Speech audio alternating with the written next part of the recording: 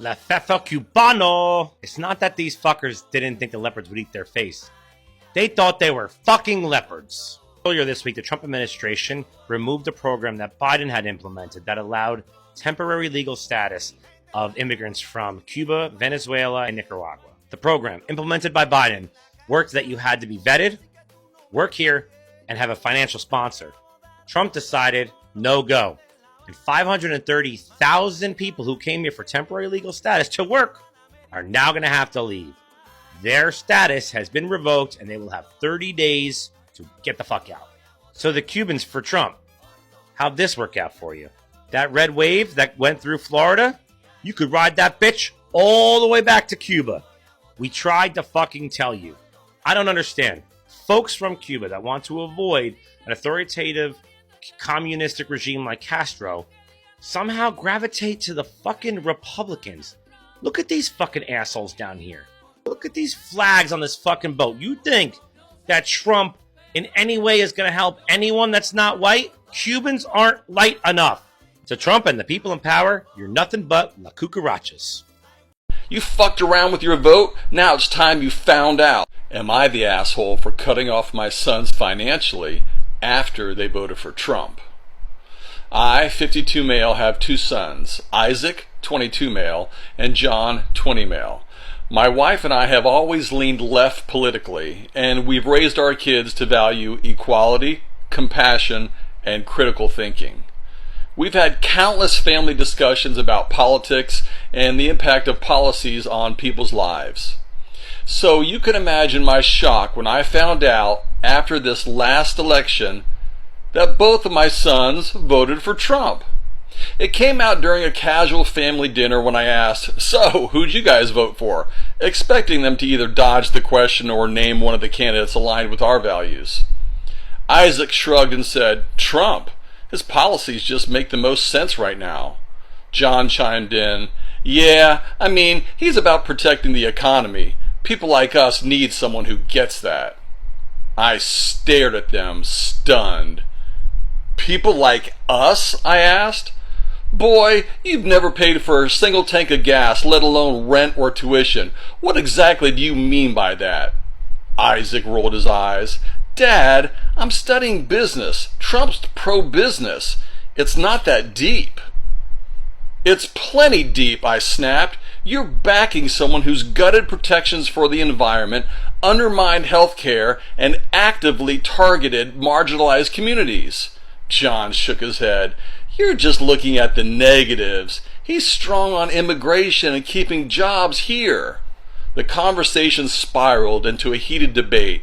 I couldn't understand how they, having grown up with every advantage I could provide, could support someone who champions policies that harm so many people. That night I thought about how much my wife and I had sacrificed to give them opportunities. I worked extra hours to cover their tuition so they wouldn't have student loans. I paid for their gas, car insurance, and even groceries. And this is what they choose to do with that privilege? A few days later, I told them my decision. "If you want to support Trump's policies, you should also live by them," I said. "From now on, you'll need to cover your own tuition, rent, and living expenses. Maybe then you'll understand the real-world impact of the policies you are endorsing." Isaac was furious. "Are you serious, Dad? You're just cutting us off because we disagree with you politically." "It's not about disagreement," I said firmly. "It's about accountability. You voted for someone who's against student loan forgiveness, so take out loans. You support someone who doesn't believe in raising the minimum wage, so get a job that pays what it pays and figure it out." John looked hurt. "You're being petty. This isn't how you change someone's mind." "This isn't about changing your mind," I replied. "It's about giving you a dose of reality. FAFO ain't just some cool hashtag you and your little friends use. It means there are consequences to your actions. Political choices have consequences. You're adults now. It's time to act like it. You fucked around with your vote, now it's time you found out." My wife thinks I'm being too harsh. She worries this will damage our relationship with them long term. She said, "They're young. They're still figuring out their beliefs." "Beliefs have consequences," I told her. They made a choice, now they'll learn what that choice means. Some of my friends agree with me, saying it's a fair wake-up call. Others think I'm letting politics come between family and being unnecessarily cruel. So, am I the asshole for cutting off my sons financially because of their political choices? You know, you got a good point. I don't think you're the asshole. I think you're going to let them find out what they fucked around with, their vote. And voting has consequences. So this is what I'm trying to understand here. What did Cubans who voted for Trump think? Did they think they were special? Did they think that Trump, who had been saying for months, even years, that TPS was not a legal way to come into the country, who thought that everybody from Latin America was munching of the government, who talked about the largest deportation in history, was going to just look the other way when it came to Cubans? Because what? Because they're special? These are the same Cubans that for a while kept talking about Mexicans and Central Americans and South Americans and saying that we were munching of the government for some weird reason, when most immigrants don't munch of the government because they don't even have a social security number. But well, I digress. The point is this. The guy told you straight up what he was going to do. And you thought you were exempt of whatever measure he wanted to take. And you didn't care about the rest of the people that were going to get hurt. And you still don't. And now you're crying on social media saying that they're illegally taking the people that he promised to pardon you if you had, like, some guys who say, like, if you had a college degree, then, or you were going to school. What do they think? That the rest of us don't have education, or that the rest of us don't speak multiple languages? We do. And most of us work hard and have an organized life. It's not like Cubans are the exception to everybody else.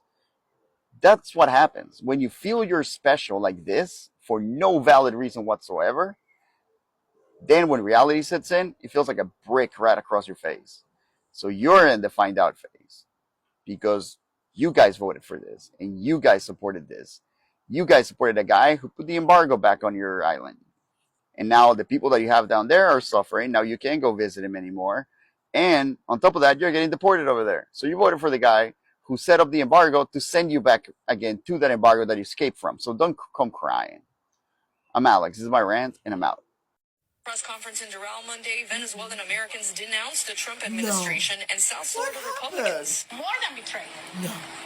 Beyond betrayed. Shocking. They used us. No. They actually, during the campaign, and I don't want to make this political, but during the campaign, the elected officials from the Republican Party, they actually told us that it was not going to touch the documented people. How you believe that? Hey!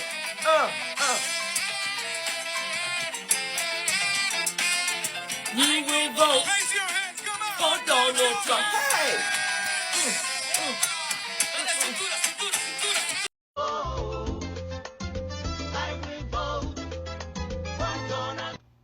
Hey! So, y'all make this song that says, "Oh my God, I will vote for Donald Trump," right? 500,000 Cubans, Venezuelans, and Haitians have to self-deport by a deadline. I kind of feel bad for the Haitians, because they really, some of them really didn't have nothing to do with it. But, you know what, never mind. That's none of my business. That's none of my business at all. Yo, 92%, what y'all about to do? Because I'm about to clean out my garage, because it's kind of messy in here. And it's kind of it's time for spring cleaning. So, yeah, what are y'all doing? Yep, that's none of my business. Yep, this is none of my business. Good morning, everyone. I came in this morning just to have a little conversation with the Cubans for Trump. I wanted to make sure you guys knew of the changes that have been coming down the pipe. And recently, Donald Trump has announced he's giving you guys 24 hours. I'm sorry, to April the 24th. My apologies. He's giving you to April the 24th to get your business affairs in order and leave on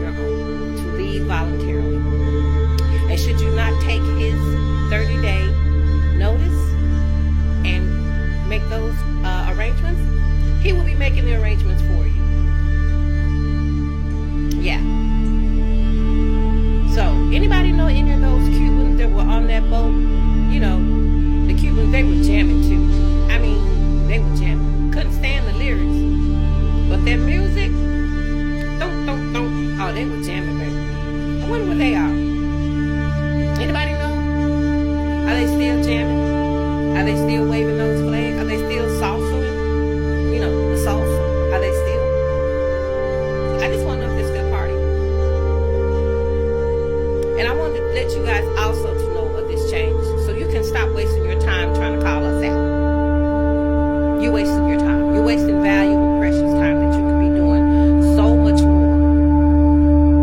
more productive things with the current situation you guys are facing. It's time out for the gaslighting. It's time out. Where's Kamala? Don't worry about Kamala. She didn't make this order. She didn't give the okay to deport you guys. That was the guys you voted for. Yeah, y'all went Republican down the aisle. Well, Republicans down the aisle are all behind and getting all you up out of here. So instead of asking about where we are, or Kamala, you need to be asking who you voted for and the people that voted alongside of you. Ask what they are. Ask what they're doing. Because the people who tried to save you, the people who were just pulling you back, trying to pull you back from that cliff, we had our feet dug in and we had that tag team rope. Everybody was pulling, no. You didn't want to hear it. Matter of fact, you said you'd rather vote for Satan. Looks like you have. So, there's nothing we can do now. There's nothing Kamala can do now. It's past that. Because see, when the sitting administration is in the office, they're the ones who empower. And any politician, whether it's an ex-president, ex-vice president, they have no power. No matter what kind of plans they were presenting when they were running for office, those plans are null and void because they have no power behind the plans that they wanted to implement. Anyway, that's all too late. It's too late. I just wanted to make sure you guys knew that the person that y'all was out there partying to name has given you guys 30 days to get out. So if you could tell me what the next jamming session would be, I really would like to tune in because I want to see if y'all still have that same energy. Just want to know. Just asking. And before I leave, Cubans, can I ask you one more question before I get out of here? Huh? Is it great again yet? My friends keep asking. I just received this text I'm reading. Trump has now extended his bullying to the Caribbean. What? Trump told Jamaica, Barbados, Trinidad, Guyana, and other islands that they are no longer allowed to do any business with Cuba, or else USA will revoke all Caribbean U.S. visas for foreign government officials to U.S. Jamaica therefore cannot host healthcare workers or doctors from Cuba. What? Jamaica has always hired Cuban healthcare workers and doctors, and they're some of the best doctors on the island. Cubans even own and operate the nice private hospital in Montego Bay, where a lot of tourists go, far superior to the free public hospitals. Anyhow, the Caribbean is in a scurry to decide what to do, because the revoking of the visas by U.S. not only affects the Caribbean government officials, but their family members also. Jamaica and the rest of the Caribbean looks like it's buckling under this threat, because most of the government officials' children are on U.S. visas in schools in U.S. The whole Caribbean region has now to go along with the new demands from Trump. Cut all Cuban doctors, healthcare workers, and hire doctors from India, Philippines, or Africa instead. That's over 22,000 medical professionals losing their jobs in the Caribbean and heading back to Cuba. The Cuban hospital will cease to exist in Jamaica. End of documentary.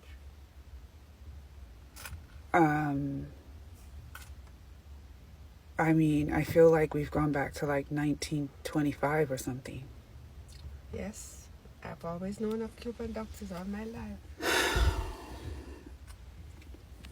They're very good doctors. Okay, so this is my mom, by the way.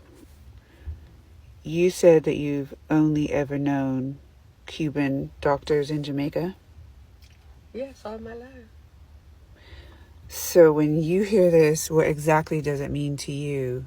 That's what visions come to your mind of what's going to happen now to Jamaica and the Caribbean?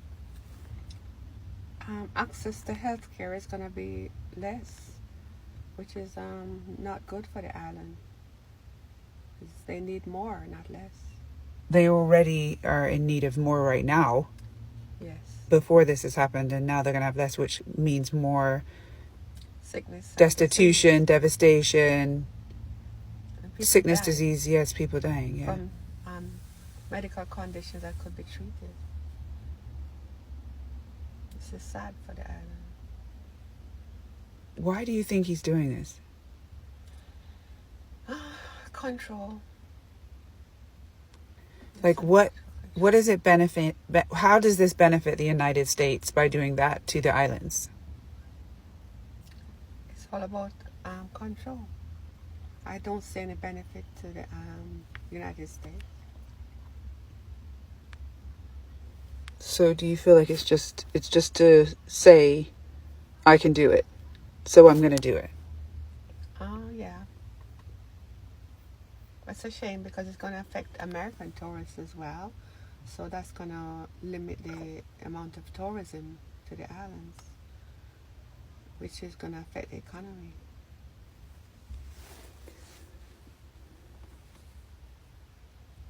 Every day is something new. Every day is a new thing that we have to be like, oh, what awful thing has happened today? It's never anything positive. And it's never anything positive. But this was the same as the first 4 years of Trump being in charge. He used to have highlighted days and numbered them according to what disaster he anticipated. This is nothing new.